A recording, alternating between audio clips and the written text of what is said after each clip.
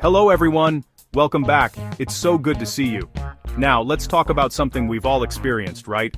Relationships. They can be wonderful, they can be amazing, and they can be, well, complicated.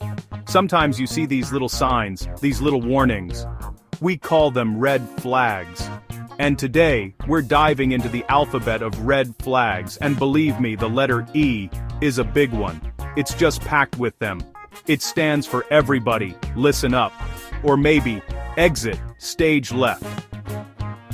These are the things you see that make you go, that's interesting. We're calling this series the red flag alphabets, and today E is for, well, a lot of things. It's for X, of course, the big one. But it's also for E-Paul, for expectations, for exhaustion. You get the picture. It's like a whole category of uh-ohs that can pop up when you're dating someone or just navigating life. We're going to break them down, one by one, have a little fun with it, because sometimes you just have to laugh, right? You have to laugh so you don't cry into a giant tub of ice cream, which I mean, is also a valid response. So, get comfortable, maybe grab a notebook, because you might want to take some notes. We're going to explore all these E red flags, from the super obvious to the ones that sneak up on you. Think of me as your guide through this minefield of modern dating. We'll figure this out together, and by the end, you'll be an expert at spotting an E warning sign from a mile away. You'll be like, nope, I see that E, and I am exiting this situation. Let's get started. First up, the classic X. If their past is still a major part of their present, that's a red flag. Then there's Eeple, the meddler, you know, the one who just has to be in everyone's business. X versus Bago. If they're constantly comparing you to their ex, that's a competition you don't need. X versus third party. When their ex is already mixed up with someone else, it's like, wow, a whole drama series. Ex kinasal na sa iba. The ex is married, but your partner is still hung up? Oh honey, no.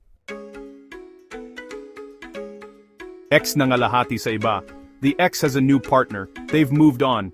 Honestly, it's time they did too. So, ex nangalahati hindi makamove on. The ex is with someone new, but your person is still stuck. Red flag. Ex hindi focus sa bago. They're with you, but their mind is clearly still with their ex. Not fair. Ex nanay. Their ex is still best friends with their mom? That's a Sunday dinner I would not attend. Ex-cell. So they still have their ex's number saved, maybe under a different name. We see you, pizza place.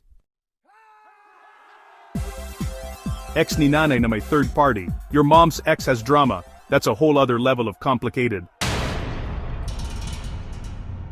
Ex-tatay. The ex is still tight with their dad fixing the car on weekends. It's a bit much. Expectations. When their expectations for the relationship are just completely out of this world, that's a huge warning.